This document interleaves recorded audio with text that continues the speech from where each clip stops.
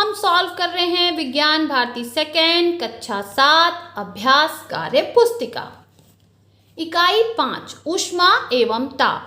पहला प्रश्न है, दिए गए चित्रों में से देखकर उनकी प्रकृति के अनुसार ठंडा या गर्म वर्गीकृत करें। सूरज गर्म होता है, बर्फ ठंडा, चाय गर्म, आइसक्रीम ठंडा। नेक्स्ट कह रहा है, किसी व्यक्ति को बुखार आ जाने पर उसका ताप मापने के लिए किस यंत्र का प्रयोग होता है? तो तापमापी या थर्मामीटर। नेक्स्ट कह रहा है, चित्र को देखकर डिब्बों में उचित ताप लिखें। इस ताप पर जल उबलता है तो 100 डिग्री सेल्सियस पर उबलता है।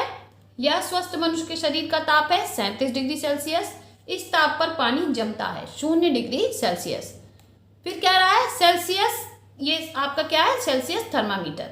नेक्स्ट क्वेश्चन, मीरा ने चाय बनाने के लिए पतीला गैस पे रखा। उसने कुछ समय बाद पतीले का हैंडल पकड़ा तो वह उसे गर्म लगा, जबकि वह तो आग के ऊपर नहीं था। क्या आप बता सकते हैं कि पतीले का हैंडल ऊष्मा संचरण की किस विधि द्वारा गर्म हुआ है? तो बच्चों, ठोस में ऊष्मा चालन विधि द्वारा संचरण करती है, तो यहाँ पे हम विधि का नाम लिखेंगे चालन।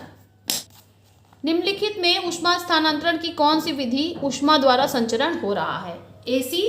एसी में विकिरण विधि द्वारा, हवा में विकिरण विधि के द्वारा ऊष्मा का संचरण होता है। फिर कह रहा है पानी का उबलना, तो यहाँ पे पानी का उबलना लिखा है तो संवहन विधि द्वारा, द्रव में संवहन विधि से होता है।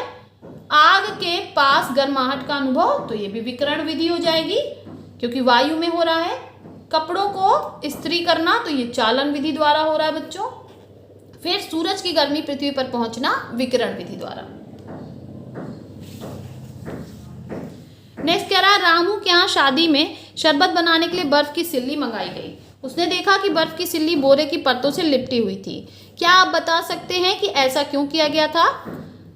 तो ऐसा इसलिए किया गया था, बर्फ को जल्दी पिघलने से बचाने के लिए बर्फ की सिल्ली को बोरे के परतों में लपेटा गया था, क्योंकि इससे ऊष्मा का संचरण कम हो जाता है और बर्फ जल्दी नहीं पिघलती। नेक्स्ट कह रहा है, मिलान कीजिए। ऊष्मा के सुचालक इन सब में से कौन कौन है? लोहे की छड़ और स्टील का बर्तन। फिर ऊष्मा के कुचालक कौन कौन है? ऊन, कांच का गिलास, लकड़ी और कागज। नेक्स्ट कह रहा है, ऊष्मीय ऊर्जा का मात्रक कैलोरी या जूल होता है और 1 कैलोरी बराबर होता है 4.18 जूल। नीचे दिए गए कैलोरी मानों को जूल में बदलें। तो 2 कैलोरी क्या हो जाएगा? 2 गुणे 4.18 यानी 8.36 जूल। 10 कैलोरी 10 से गुणा कर देंगे 41.8 जूल। 5 कैलोरी 5 से गुणा करेंगे 20.9 जूल। 8 कैलोरी 8 से गुणा करेंगे 33.44 जूल। नेक्स्ट कह रहा है, नीचे दिए गए शब्दों में सही शब्द छांट कर रिक्त स्थानों की पूर्ति कीजिए। 0 डिग्री सेल्सियस अधो बिंदु, 1 डिग्री सेल्सियस, 100 डिग्री सेल्सियस ऊर्ध्व बिंदु। तो प्रयोगशाला तापमापी में पैमाना बनाने के लिए तापमापी की नली को बर्फ के टुकड़ों में रखते हैं। ए ठंडा होने पर पारा जहां ठहरता है उस बिंदु पर 0 डिग्री सेल्सियस अंकित करेंगे, क्योंकि बर्फ जहां पे है तो बर्फ 0 डिग्री सेल्सियस पे है तो हम 0 डिग्री सेल्सियस अंकित करेंगे, जिसे अधो बिंदु कहते हैं। इसके पश्चात नली को उबलते जल में रखेंगे। अब ए उस बिंदु पर अंकित करेंगे जहां 100 डिग्री सेल्सियस होगा। ठीक है, तो जो जहां पे जाएगा, जो ए उसका जो है पारा, जैसे ये मान लीजिए एक थर्मामीटर है और इसमें ये पारा है, इसको हमने ए माना है, तो ये जब यहाँ पहुँच जाएगा उबलते में तो हम यहाँ पे डिनोट कर देंगे 100 डिग्री सेल्सियस। इसे हम कहेंगे ऊर्ध्व बिंदु। इन दोनों बिंदुओं के बीच की लंबाई को 100 बराबर भागों में हमने बांट दिया। इस प्रकार एक भाग का मान 1 डिग्री सेल्सियस होगा। नेक्स्ट कह रहा है, यदि सेल्सियस पैमाने पर ताप तथा फ़ारेनहाइट पैमाने पर ताप है तो दिए गए सूत्र का पूरा करें। तो C बटा डैश था और बराबर F माइनस डैश बटा 180। तो हमें सूत्र पता है C बटा 100 बराबर F माइनस 32 बटा 180। तो फिलअप कर लेंगे आप। दिए गए सेल्सियस मानों को फ़ारेनहाइट में तथा फ़ारेनहाइट मानों को सेल्सियस मानों में बदलिए।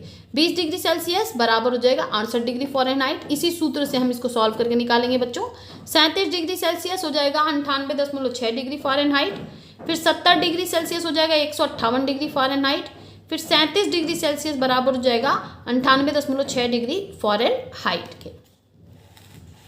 ये बच्चों यहाँ पे मिस प्रिंटिंग थी, इसको आप करेक्ट कर लीजिएगा। कुछ पदार्थ गर्म करने पर ठोस अवस्था से सीधे गैसीय अवस्था में बदल जाते हैं। ऐसे पदार्थ ऊर्ध्वपाती कहलाते हैं, जैसे कपूर, नौसादर इत्यादि। दो फंसे हुए गिलासों को निकालने के लिए उनको गर्म करते हैं, जिससे वह आसानी से निकल जाते हैं। क्या आप बता सकते हैं यह किस प्रक्रिया के कारण से होता है? दैनिक जीवन में इस प्रक्रिया के उपयोग के और उदाहरण दें। गर्म करने पे धातुओं में प्रसार होता है। इसी प्रक्रिया के कारण दो फंसे हुए गिलास निकल जाते हैं, है ना, दो फंसे हुए गिलास निकल जाते हैं। प्रसार के अन्य उदाहरण, बोतल के मुंह पर फंसी कॉर्क को निकालने के लिए मुंह को गर्म करना। दूसरा उदाहरण, कांच के गिलास में ज्यादा गर्म चाय डालने पर उसका टूट जाना। नेक्स्ट, 1 ग्राम जल का ताप 1 डिग्री सेल्सियस बढ़ाने के लिए आवश्यक ऊष्मा की मात्रा को डैश कहते हैं। 1 कैलोरी या 1 जूल? तो जूल नहीं कहते बच्चों, क्या कहते हैं? 1 कैलोरी। तो यहाँ पे हम फिलअप कर लेंगे 1 कैलोरी। निम्नलिखित में कौन सी ऊर्जा गर्म जगह से ठंडी जगह तक स्थानांतरित होती है? तो इसमें से जो है वो ऊष्मीय ऊर्जा गर्म जगह से ठंडी जगह पे स्थानांतरित होती है।